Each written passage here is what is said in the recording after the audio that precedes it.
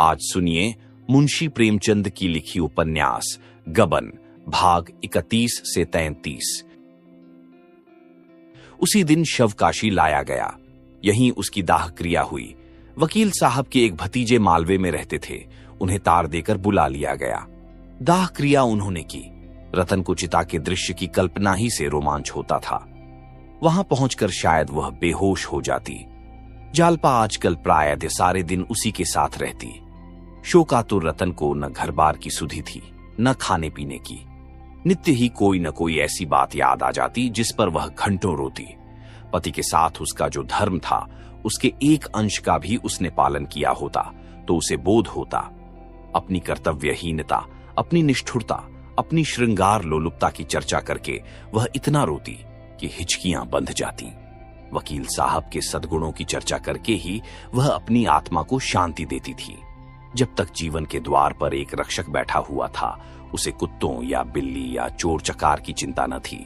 लेकिन अब द्वार पर कोई रक्षक न था, इसलिए वह सजग रहती थी, पति का गुणगान किया करती। जीवन का निर्वाह कैसे होगा, नौकरों चाकरों में किन किन को जवाब देना होगा, घर का कौन कौन सा खर्च कम करना होगा, इन प्रश्नों के विषय में दोनों में कोई बात न होती। मानो यह चिंता मौत आत्मा के प्रति अभक्ति होगी। भोजन करना, साफ वस्त्र पहनना और मन को कुछ पढ़कर बहलाना भी उसे अनुचित जान पड़ता था। श्राद्ध के दिन उसने अपने सारे वस्त्र और आभूषण महापात्र को दान कर दिए। इन्हें लेकर अब वह क्या करेगी? इनका व्यवहार करके क्या वह अपने जीवन को कलंकित करेगी? इसके विरुद्ध पति की छोटी से छोटी वस्तु को भी स्मृति चिन्ह समझकर वह देखती, भालती रहती थी। उसका स्वभाव इतना कोमल हो गया था कि कितनी ही बड़ी हानि हो जाए उसे क्रोध न आता था। टीमल के हाथ से चाय का सेठ छूटकर फिर पड़ा, पर रतन के माथे पर बल तक न आया। पहले एक दवात टूट जाने पर इसी टीमल को उसने बुरी डांट बताई थी, निकाले देती थी, पर आज उससे कई गुने नुकसान पर उसने जबान तक न खोली।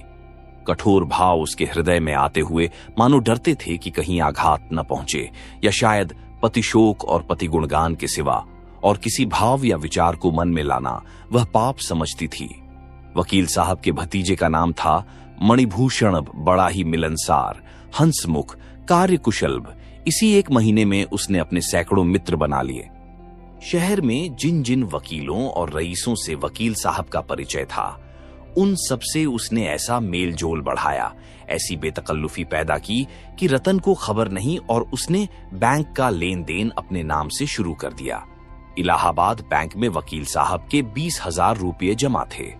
उस पर तो उसने कब्जा कर ही लिया। मकानों के किराए भी वसूल करने लगा। गांवों की तहसील भी खुद ही शुरू कर दी, मानो रतन से कोई मतलब नहीं है। एक दिन टीमल ने आकर रतन से कहा, बहू जी, जाने वाला तो चला गया, अब घर द्वार की भी कुछ खबर लीजिए। मैंने सुना भैया जी ने बैंक का सब रुपया अपने नाम करा लिया। रतन ने उसकी ओर ऐसे कठोर कुपित नजरों से देखा कि उसे फिर कुछ कहने की हिम्मत न पड़ी। उस दिन शाम को मणिभूषण ने टीमल को निकाल दिया, चोरी का इल्जाम लगाकर निकाला, जिससे रतन कुछ कह भी न सके। अब केवल महाराज रह गए। उन्हें मणिभूषण ने भंग पिला पिलाकर ऐसा मिलाया कि वह उन्हीं का दम भरने लगे। महरी से कहते, बाबूजी का बड़ा रईसाना मिजाज है, कोई सौदा लाओ, कभी नहीं पूछते कितने का लाए। बड़ों के घर में बड़े ही होते हैं। बहू जी बाल की खाल निकाला करती थीं, ये बेचारे कुछ नहीं बोलते। महरी का मुंह पहले ही सी दिया गया था। उसके अधेड़ यौवन ने नए मालिक की रसिकता को चंचल कर दिया था। वह एक न एक बहाने से बाहर की बैठक में ही मंडलाया करती। रतन को जरा भी खबर न थी किस तरह उसके लिए व्यूह रचा जा रहा है। एक दिन मणिभूषण ने रतन से कहा, काकी जी, अब तो मुझे यहां रहना व्यर्थ मालूम होता है। मैं सोचता हूं अब आपको लेकर घर चला जाऊं। वहां आपकी बहू आपकी सेवा करेगी, बाल बच्चों में आपका जी बहल जाएगा और खर्च भी कम हो जाएगा। आप कहें तो यह बंगला बेच दिया जाए, अच्छे दाम मिल जाएंगे। रतन इस तरह चौंकी मानो उसकी मूर्छा भंग हो गई हो, मानो किसी ने उसे झंझोड़ कर जगा दिया हो। सकपकाई हुई आंखों से उसकी ओर देखकर बोली, क्या मुझसे कुछ कह रहे हो?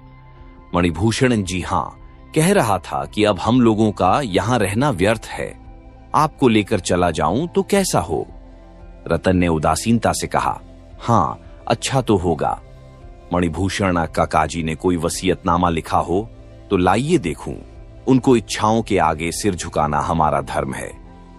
रतन ने उसी भांति आकाश पर बैठे हुए जैसे संसार की बातों से अब उसे कोई सरोकार ही न रहा हो जवाब दिया, वसीयत तो नहीं लिखी, और क्या जरूरत थी?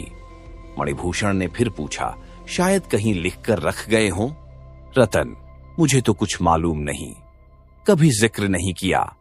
मणिभूषण ने मन में प्रसन्न होकर कहा, मेरी इच्छा है कि उनकी कोई यादगार बनवा दी जाए।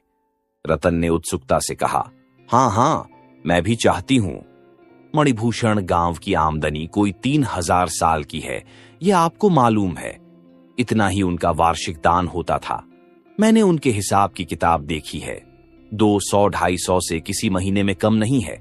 मेरी सलाह है कि वह सब ज्यों का त्यों बना रहे। रतन ने प्रसन्न होकर कहा, हाँ, और क्या? मणिभूषण, तो गांव की आमदनी तो धर्मार्थ पर अर्पण कर दी जाए। मकानों का किराया कोई 200 रुपये महीना है। इससे उनके नाम पर एक छोटी सी संस्कृत पाठशाला खोल दी जाए। रतन, बहुत अच्छा होगा। मणिभूषण, और यह बंगला बेच दिया जाए, इस रुपये को बैंक में रख दिया जाए। रतन, बहुत अच्छा होगा। मुझे रुपये पैसे की अब क्या जरूरत है? मणिभूषण, आपकी सेवा के लिए तो हम सब हाजिर हैं। मोटर भी अलग कर दी जाए। अभी से यह फिक्र की जाएगी, तब जाकर कहीं 2-3 महीने में फुर्सत मिलेगी। रतन ने लापरवाही से कहा, अभी जल्दी क्या है? कुछ रुपये बैंक में तो हैं। मणिभूषण, बैंक में कुछ रुपये थे, मगर महीने भर से खर्च भी तो हो रहे हैं। 1500 पड़े होंगे। यहां तो रुपये जैसे हवा में उड़ जाते हैं। मुझसे तो इस शहर में 1 महीना भी न रहा जाए। मोटर को तो जल्द ही निकाल देना चाहिए। रतन ने इसके जवाब में भी यही कह दिया, अच्छा तो होगा। वह उस मानसिक दुर्बलता की दशा में थी जब मनुष्य को छोटे छोटे काम भी असूझ मालूम होने लगते हैं। मणिभूषण की कार्यकुशलता ने एक प्रकार से उसे पराभूत कर दिया था। इस समय जो उसके साथ थोड़ी सी भी सहानुभूति दिखा देता, उसी को वह अपना शुभ चिंतक समझने लगती। शोक और मनस्ताप ने उसके मन को इतना कोमल और नर्म बना दिया था कि उस पर किसी की भी छाप पड़ सकती थी। उसकी सारी मलिनता और भिकायता मानो भस्म हो गई थी। वह सभी को अपना समझती थी। उसे किसी पर संदेह न था, किसी से शंका न थी। कदाचित उसके सामने कोई चोर भी उसकी संपत्ति का अपहरण करता तो वह शोर न मचाती। षोडशी के बाद से जालपा ने रतन के घर आना जाना कम कर दिया था। केवल एक बार 1-2 घंटे के लिए चली जाया करती थी। इधर कई दिनों से मुंशी दयानाथ को ज्वर आने लगा था। उन्हें ज्वर में छोड़कर कैसे जाती? मुंशी जी को जरा भी ज्वर आता तो वह बकझक करने लगते थे। कभी गाते, कभी रोते, कभी यमदूतों को अपने सामने नाचते देखते। उनका जी चाहता कि सारा घर मेरे पास बैठा रहे, संबंधियों को भी बुला लिया जाए, जिसमें वह सबसे अंतिम भेंट कर लें, क्योंकि इस बीमारी से बचने की उन्हें आशा न थी। यमराज स्वयं उनके सामने विमान लिए खड़े थे। जागेश्वरी और सब कुछ कर सकती थी, उनकी बकझक न सुन सकती थी। ज्यों ही वह रोने लगते, वह कमरे से निकल जाती। उसे भूत बाधा का भ्रम होता था। मुंशी जी के कमरे में कई समाचार पत्रों के घायल थे। यही उन्हें एक व्यसन था। जालपा का जी वहां बैठे बैठे घबराने लगता तो इन घायलों को उलट पलट कर देखने लगती। एक दिन उसने एक पुराने पत्र में शतरंज का एक नक्शा देखा, जिसे हल कर देने के लिए किसी सज्जन ने पुरस्कार भी रखा था। उसे ख्याल आया कि जिस ताक पर रमानाथ की बिसात और मोहरे रखे हुए हैं, उस पर एक किताब में कई नक्शे भी दिए हुए हैं। वह तुरंत दौड़ी हुई ऊपर गई और वह कापी उठा लाई। यह नक्शा उस कापी में मौजूद था, और नक्शा ही न था, उसका हल भी दिया हुआ था। जालपा के मन में सहसा यह विचार चमक पड़ा, इस नक्शे को किसी पत्र में छपा दूं तो कैसा हो? शायद उनकी निगाह पड़ जाए। यह नक्शा इतना सरल तो नहीं है कि आसानी से हल हो जाए। इस नगर में जब कोई उनका सानी नहीं है तो ऐसे लोगों की संख्या बहुत नहीं हो सकती जो यह नक्शा हल कर सकें, कुछ भी हो। जब उन्होंने यह नक्शा हल किया है तो इसे देखते ही फिर हल कर लेंगे। जो लोग पहली बार देखेंगे उन्हें 2-1 दिन सोचने में लग जाएंगे। मैं लिख दूंगी कि जो सबसे पहले हल कर ले उसी को पुरस्कार दिया जाए। जुआ तो है ही, उन्हें रुपए न भी मिले तो भी इतना तो संभव है ही कि हल करने वालों में उनका नाम भी हो, कुछ पता लग जाएगा। कुछ भी न हो तो रुपये ही तो जाएंगे। 10 रुपये का पुरस्कार रख दूं। पुरस्कार कम होगा तो कोई बड़ा खिलाड़ी इधर ध्यान न देगा। यह बात भी रमा के हित की ही होगी। इसी उधेड़बुन में वह आज रतन से न मिल सकी। रतन दिन भर तो उसकी राह देखती रही। जब वह शाम को भी न गई तो उससे न रहा गया। आज वह पतिशोक के बाद पहली बार घर से निकली। कहीं रौनक न थी, कहीं जीवन न था, मानो सारा नगर शोक मना रहा है। उसे तेज मोटर चलाने की धुन थी, पर आज वह तांगे से भी कम जा रही थी। एक वृद्धा को सड़क के किनारे बैठे देखकर उसने मोटर रोक दिया और उसे 4 आने दे दिए। कुछ आगे और बढ़ी तो 2 कांस्टेबल एक कैदी को लिए जा रहे थे। उसने मोटर रोककर एक कांस्टेबल को बुलाया और उसे 1 रुपया देकर कहा, इस कैदी को मिठाई खिला देना। कांस्टेबल ने सलाम करके रुपया ले लिया। दिल में खुश हुआ।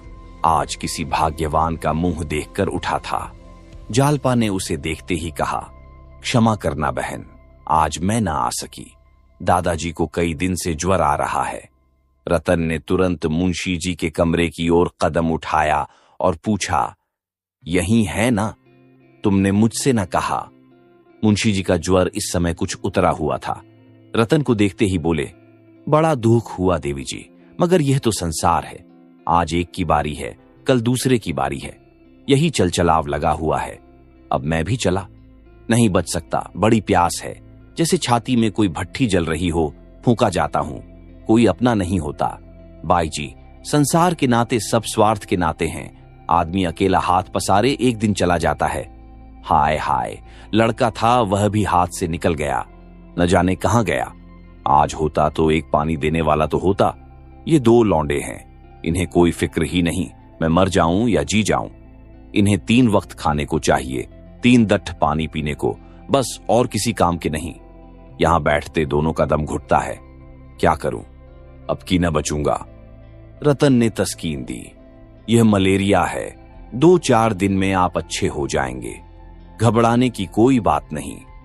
मुंशी जी ने दीन नजरों से देखकर कहा, बैठ जाइए बहू जी, आप कहती हैं आपका आशीर्वाद है तो शायद बच जाऊं, लेकिन मुझे तो आशा नहीं है। मैं भी ताल ठोके यमराज से लड़ने को तैयार बैठा हूं। अब उनके घर मेहमानी खाऊंगा। अब कहां जाते हैं बचकर बचा। ऐसा ऐसा रगे दूं कि वह भी याद करें। लोग कहते हैं वहां भी आत्माएं इसी तरह रहती हैं। इसी तरह वहां भी कचहरियां हैं, हाकिम हैं, राजा हैं, रंक हैं, व्याख्यान होते हैं, समाचार पत्र छपते हैं। फिर क्या चिंता है, वहां भी अहलमद हो जाऊंगा, मजे से अखबार पढ़ा करूंगा। रतन को ऐसी हंसी छूटी कि वहां खड़ी न रह सकी। मुंशी जी विनोद के भाव से वे बातें नहीं कर रहे थे। उनके चेहरे पर गंभीर विचार की रेखा थी। आज 1.5-2 महीने के बाद रतन हंसी और इस असामयिक हंसी को छिपाने के लिए कमरे से निकल आई। उसके साथ ही जालपा भी बाहर आ गई।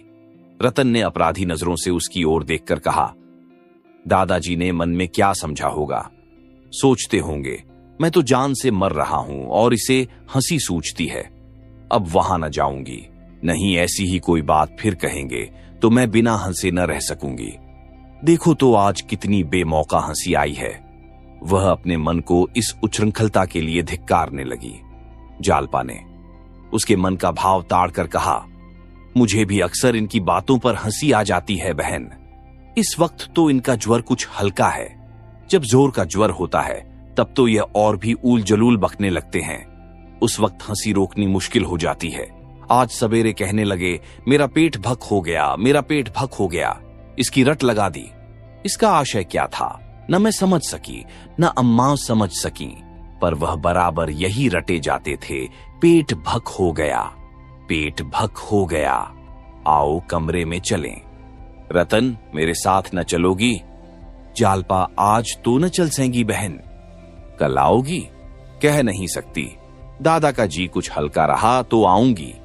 नहीं भाई, जरूर आना, तुमसे एक सलाह करनी है। क्या सलाह है? मन्नी कहते हैं यहां अब रहकर क्या करना है, घर चलो, बंगले को बेच देने को कहते हैं। जालपा ने एकाएक ठिठक कर उसका हाथ पकड़ लिया और बोली, यह तो तुमने बुरी खबर सुनाई बहन। मुझे इस दशा में तुम छोड़कर चली जाओगी, मैं न जाने दूंगी। मन्नी से कह दो बंगला बेच दें, मगर जब तक उनका कुछ पता न चल जाएगा मैं तुम्हें न छोड़ूंगी। तुम कुल 1 हफ्ते बाहर रही, मुझे एक एक पल पहाड़ हो गया। मैं न जानती थी कि मुझे तुमसे इतना प्रेम हो गया है। अब तो शायद मैं मर ही जाऊं। नहीं बहन, तुम्हारे पैरों पड़ती हूं, अभी जाने का नाम न लेना। रतन की भी आंखें भर आई, बोली मुझसे भी वहां न रहा जाएगा, सच कहती हूं। मैं तो कह दूंगी, मुझे नहीं जाना है। जालपा उसका हाथ पकड़े हुए ऊपर अपने कमरे में ले गई और उसके गले में हाथ डालकर बोली, कसम खाओ कि मुझे छोड़कर न जाओगी। रतन ने उसे अंकवार में लेकर कहा, लो कसम खाती हूं न जाऊंगी, चाहे इधर की दुनिया उधार हो जाए। मेरे लिए वहां क्या रखा है? बंगला भी क्यों बेचूं? 200-250 मकानों का किराया है, हम दोनों के गुजर के लिए काफी है। मैं आज ही मन्नी से कह दूंगी, मैं न जाऊंगी। सहसा फर्श पर शतरंज के मोहरे और नक्शे देखकर उसने पूछा, यह शतरंज किसके साथ खेल रही थीं? 10 रुपये तो बहुत कम पुरस्कार है, 50 रुपये कर दो, रुपये मैं देती हूं। जालपा ने शंका की, लेकिन इतने पुरस्कार के लोभ से कहीं अच्छे शतरंजबाजों ने मैदान में कदम रखा तो? रतन ने दृढ़ता से कहा, कोई हरज नहीं। बाबूजी की निगाह पड़ गई तो वह इसे जरूर हल कर लेंगे और मुझे आशा है कि सबसे पहले उन्हीं का नाम आवेगा। कुछ न होगा तो पता तो लग ही जाएगा, अखबार के दफ्तर में तो उनका पता आ ही जाएगा। तुमने बहुत अच्छा उपाय सोच निकाला है। मेरा मन कहता है इसका अच्छा फल होगा। मैं अब मन की प्रेरणा की कायल हो गई हूं। जब मैं इन्हें लेकर कलकत्ता चली थी उस वक्त मेरा मन कह रहा था यहां जाना अच्छा न होगा। जालपा, तो तुम्हें आशा है पूरी? मैं कल सवेरे रुपये लेकर आऊंगी। तो मैं आज खत लिख रखूंगी। किसके पास भेजूं? वहां का कोई प्रसिद्ध पत्र होना चाहिए। वहां तो प्रजा मित्र की बड़ी चर्चा थी।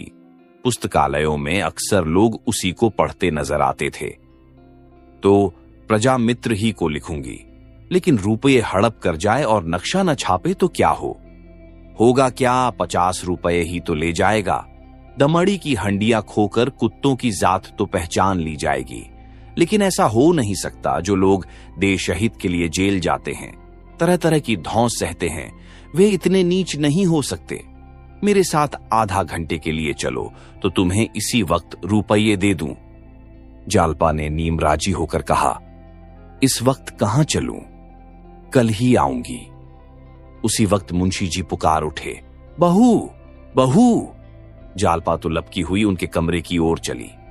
रतन बाहर जा रही थी कि जागेश्वरी पंखा लिए अपने को झलती हुई दिखाई पड़ गई। रतन ने पूछा, तुम्हें गर्मी लग रही है अम्मान जी? मैं तो ठंड के मारे कांप रही हूं। अरे तुम्हारे पांवों में यह क्या उजला उजला लगा हुआ है? क्या आटा पीस रही थीं? जागेश्वरी ने लज्जित होकर कहा, हां, वैद्य जी ने इन्हें हाथ के आटे की रोटी खाने को कहा है। बाजार में हाथ का आटा कहां मयस्सर। मोहल्ले में कोई पिसनहारी नहीं मिलती। मजूरी ने तक चक्की से आटा पिसवा लेती हैं। मैं तो 1 आना सेर देने को राजी हूं, पर कोई मिलती ही नहीं। रतन ने अचंभे से कहा, तुमसे चक्की चल जाती है? जागेश्वरी ने झेंप से मुस्कुराकर कहा, कौन बहुत था, पाव भर तो 2 दिन के लिए हो जाता है। खाते नहीं एक कौर भी। बहू पीसने जा रही थी, लेकिन फिर मुझे उनके पास बैठना पड़ता। मुझे रात भर चक्की पीसना गौं है, उनके पास घड़ी भर बैठना गौं नहीं। रतन जाकर जांत के पास 1 मिनट खड़ी रही, फिर मुस्कुराकर माची पर बैठ गई और बोली, तुमसे तो अब जांत न चलता होगा मां जी। लाओ थोड़ा सा गेहूं मुझे दो, देखूं तो। जागेश्वरी ने कानों पर हाथ रखकर कहा, अरे नहीं बहू, तुम क्या पीसोगी, चलो यहां से। रतन ने प्रमाण दिया, मैंने बहुत दिनों तक पीसा है मां जी। जब मैं अपने घर थी तो रोज पीसती थी। मेरी अम्मा, लाओ थोड़ा सा गेहूं। हाथ दुखने लगेगा, छाले पड़ जाएंगे। कुछ नहीं होगा मां जी, आप गेहूं तो लाइए। जागेश्वरी ने उसका हाथ पकड़कर उठाने की कोशिश करके कहा, गेहूं घर में नहीं है, अब इस वक्त बाजार से कौन लावे। अच्छा चलिए, मैं भंडारे में देखूं, गेहूं होगा कैसे नहीं। रसोई की बगल वाली कोठरी में सब खाने पीने का सामान रहता था। रतन अंदर चली गई और हांडियों में टटोल टटोल कर देखने लगी। एक हांडी में गेहूं निकल आए। बड़ी खुश हुई, बोली, देखो मां जी, निकले कि नहीं, तुम मुझसे बहाना कर रही थीं। उसने एक टोकरी में थोड़ा सा गेहूं निकाल लिया और खुश खुश चक्की पर जाकर पीसने लगी। जागेश्वरी ने जाकर जालपा से कहा, बहू, वह जांत पर बैठी गेहूं पीस रही हैं, उठाती हूं, उठती ही नहीं, कोई देख ले तो क्या कहे। जालपा ने मुंशी जी के कमरे से निकलकर सांस की घबराहट का आनंद उठाने के लिए कहा, यह तुमने क्या गजब किया अम्मा जी, सचमुच कोई देख ले तो नाक ही कट जाए। चलिए जरा देखूं। जागेश्वरी ने विवशता से कहा, क्या करूं, मैं तो समझा के हार गई, मानती ही नहीं। जालपा ने जाकर देखा तो रतन गेहूं पीसने में मग्न थी। विनोद के स्वाभाविक आनंद से उसका चेहरा खिला हुआ था। इतनी ही देर में उसके माथे पर पसीने की बूंदें आ गई थीं। उसके बलिष्ठ हाथों में जांत लट्टू के समान नाच रहा था। जालपा ने हंसकर कहा, ओरी, आटा महीन हो, नहीं पैसे न मिलेंगे। रतन को सुनाई न दिया। बहरों की भांति अनिश्चित भाव से मुस्कुराई। जालपा ने और जोर से कहा, आटा खूब महीन पीसना, नहीं पैसे न पाएगी। रतन ने भी हंसकर कहा, जितना महीन कहिए उतना महीन पीस दूं बहू जी, पिसाई अच्छी मिलनी चाहिए। जालपा मोले शेर, रत्न मोले शेर सही। जालपा मुंह धो आओ, धोले शेर मिलेंगे। रतन, मैं यह सब पीस कर उठूंगी, तुम यहां क्यों खड़ी हो। जालपा, आ जाऊं, मैं भी खिंचा दूं। रत्न जी चाहता है कोई जांत का गीत गाऊं। जालपा, अकेले कैसे गाओगी। जागेश्वरी से, अम्मा आप जरा दादाजी के पास बैठ जाएं, मैं अभी आती हूं। जालपा भी जांत पर जा बैठी और दोनों जांत का यह गीत गाने लगी। मोही जोगिन बना के कहां गए रे जोगिया। दोनों के स्वर मधुर थे। जांत की घुमुर घुमुर उनके स्वर के साथ साज का काम कर रही थी। जब दोनों एक कड़ी गाकर चुप हो जाती तो जांत का स्वर माना कंठ ध्वनि से रंजित होकर और भी मनोहर हो जाता था। दोनों के हृदय इस समय जीवन के स्वाभाविक आनंद से पूर्ण थे। न शोक का भार था, न वियोग का दूहक। जैसे दो चिड़ियां प्रभात की अपूर्व शोभा से मग्न होकर चहक रही हों। रमानाथ की चाय की दुकान खुल तो गई, पर केवल रात को खुलती थी, दिन भर बंद रहती थी।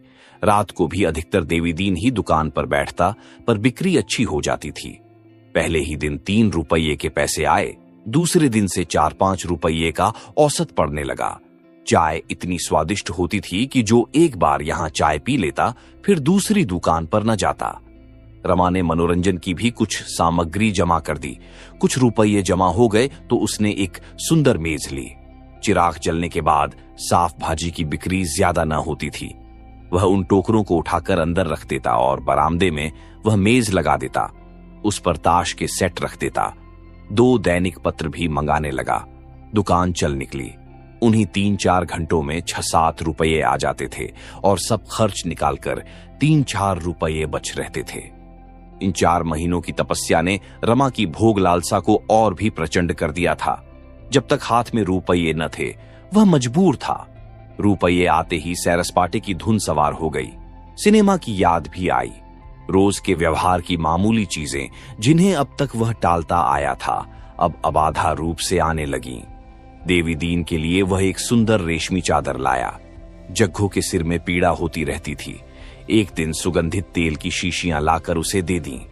दोनों निहाल हो गए। अब बुढ़िया कभी अपने सिर पर बोझ लाती तो डांटता, काकी अब तो मैं भी 4 पैसे कमाने लगा हूं, अब तू क्यों जान देती है। अगर फिर कभी तेरे सिर पर टोकरी देखी तो कहे देता हूं, दुकान उठाकर फेंक दूंगा, फिर मुझे जो सजा चाहे दे देना। बुढ़िया बेटे की डांट सुनकर गदगद हो जाती। मंडी से बोझ लाती तो पहले चुपके से देखती, रमा दुकान पर नहीं है। अगर वह बैठा होता तो किसी दली को 1-2 पैसा देकर उसके सिर पर रख देती। वह न होता तो लपकी हुई आती और जल्दी से बोझ उतारकर शांत बैठ जाती, जिससे रमा भांप न सके। एक दिन मनोरमा थिएटर में राधे श्याम का कोई नया ड्रामा होने वाला था। इस ड्रामे की बड़ी धूम थी। एक दिन पहले से ही लोग अपनी जगह रक्षित करा रहे थे।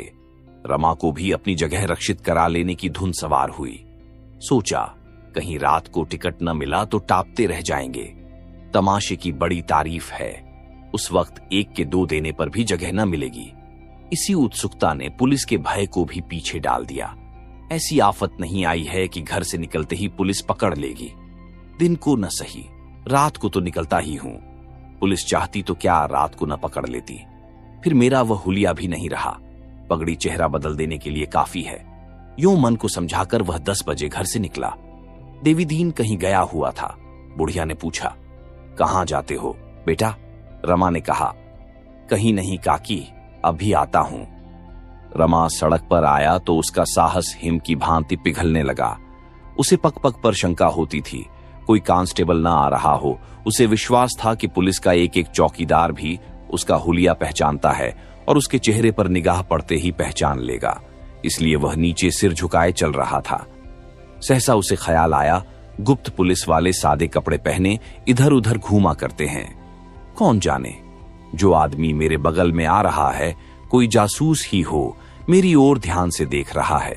यूं सिर झुकाकर चलने से ही तो नहीं उसे संदेह हो रहा है। यहां और सभी सामने ताक रहे हैं, कोई यूं सिर झुकाकर नहीं चल रहा है। मोटरों की इस रेल पेल में सिर झुकाकर चलना मौत को नेवता देना है। पार्क में कोई इस तरह चहलकदमी करे तो कर सकता है, यहां तो सामने देखना चाहिए। लेकिन बगल वाला आदमी अभी तक मेरी ही तरफ ताक रहा है शायद कोई खुफिया ही। उसका साथ छोड़ने के लिए वह एक तंबोली की दुकान पर पान खाने लगा। वह आदमी आगे निकल गया। रमा ने आराम की लंबी सांस ली। अब उसने सिर उठा लिया और दिल मजबूत करके चलने लगा। इस वक्त ट्राम का भी कहीं पता न था, नहीं उसी पर बैठ लेता। थोड़ी ही दूर चला होगा कि 3 कांस्टेबल आते दिखाई दिए। रमा ने सड़क छोड़ दी और पटरी पर चलने लगा। ख्वामख्वाह सांप के बिल में उंगली डालना कौन सी बहादुरी है। दुर्भाग्य की बात, तीनों कांस्टेबलों ने भी सड़क छोड़कर वहीं पटरी ले ली। मोटरों के आने जाने से बार बार इधर उधर दौड़ना पड़ता था। रमा का कलेजा धक धक करने लगा। दूसरी पटरी पर जाना तो संदेह को और भी बढ़ा देगा। कोई ऐसी गली भी नहीं जिसमें घुस जाऊं। अब तो सब बहुत समीप आ गए। क्या बात है, सब मेरी ही तरफ देख रहे हैं। मैंने बड़ी हिमाकत की कि यह पगड़ बांध लिया, और बंधी भी कितनी बेतुकी। एक टीले सा ऊपर उठ गया है। ये पगड़ी आज मुझे पकड़ावेगी। बांधी थी कि इससे सूरत बदल जाएगी। ये उल्टे और तमाशा बन गई। हाँ, तीनों मेरी ही ओर ताक रहे हैं, आपस में कुछ बातें भी कर रहे हैं। रमा को ऐसा जान पड़ा पैरों में शक्ति नहीं है, पर शायद सब मन में मेरा हुलिया मिला रहे हैं। अब नहीं बच सकता। घर वालों को मेरे पकड़े जाने की खबर मिलेगी तो कितने लज्जित होंगे। जालपा तो रो रो कर प्राण ही दे देगी। 5 साल से कम सज्जा न होगी। आज इस जीवन का अंत हो रहा है। इस कल्पना ने उसके ऊपर कुछ ऐसा आतंक जमाया कि उसके औसान जाते रहे। जब सिपाहियों का दल समीप आ गया तो उसका चेहरा भय से कुछ ऐसा विकृत हो गया, उसकी आंखें कुछ ऐसी सशंक हो गईं, और अपने को उनकी आंखों से बचाने के लिए वह कुछ इस तरह दूसरे आदमियों की आड़ खोजने लगा कि मामूली आदमी को भी उस पर संदेह होना स्वाभाविक था। फिर पुलिस वालों की मंजी हुई आंखें क्यों चूकती। एक ने अपने साथी से कहा, यूं मनई चोर न होए तो तुमरी टांगन ते निकर जाई, कस चोरन की नाई ताकत है। दूसरा बोला, कुछ संदेह तो हमों का हुए रहा है, फुरय कह पांडे असली चोर है। तीसरा आदमी मुसलमान था। उसने रमानाथ को ललकारा, ओ जी ओ पगड़ी, जरा इधर आना, तुम्हारा क्या नाम है? रमानाथ ने सीना जोरी के भाव से कहा, हमारा नाम पूछकर क्या करोगे? मैं क्या चोर हूं? चोर नहीं, तुम सा हो, नाम क्यों नहीं बताते? रमा ने एक क्षण आगा पीछा में पड़कर कहा, हीरा लाल। घर कहां है? घर? हां, घर ही पूछते हैं। शाहजहांपुर। कौन मोहल्ला? रमा शाहजहांपुर न गया था, न कोई कल्पित नाम ही उसे याद आया कि बता दे। दुस्साहस के साथ बोला, तुम तो मेरा हुलिया लिख रहे हो। कांस्टेबल ने भभकी दी, तुम्हारा हुलिया पहले से ही लिखा हुआ है। नाम झूठ बताया, सयनत झूठ बताई, मोहल्ला पूछा तो बगलें झांकने लगे। महीनों से तुम्हारी तलाश हो रही है, आज जाकर मिले हो, चलो थाने पर। यह कहते हुए उसने रमानाथ का हाथ पकड़ लिया। रमा ने हाथ छुड़ाने की चेष्टा करके कहा, वारंट लाओ तब हम चलेंगे। क्या मुझे कोई देहाती समझ लिया है? कांस्टेबल ने एक सिपाही से कहा, पकड़ लो जी इनका हाथ, वहीं थाने पर वारंट दिखाया जाएगा। शहरों में ऐसी घटनाएं मदारियों के तमाशों से भी ज्यादा मनोरंजक होती हैं। सैकड़ों आदमी जमा हो गए। देवीदीन इसी समय अफीम लेकर लौटा आ रहा था। यह जमाव देखकर वह भी आ गया। देखा कि 3 कांस्टेबल रमानाथ को घसीटे लिए जा रहे हैं। आगे बढ़कर बोला, हैं जमादार, यह क्या करते हो? ये पंडित जी तो हमारे मेहमान हैं, कहां पकड़े लिए जाते हो? तीनों कांस्टेबल देवीदीन से परिचित थे। रूक गए। एक ने कहा, तुम्हारे मेहमान हैं यह, कब से? देवीदीन ने मन में हिसाब लगाकर कहा, 4 महीने से कुछ बेशी हुए होंगे। मुझे प्रयाग में मिल गए थे, रहने वाले भी वहीं के हैं, मेरे साथ ही तो आए थे।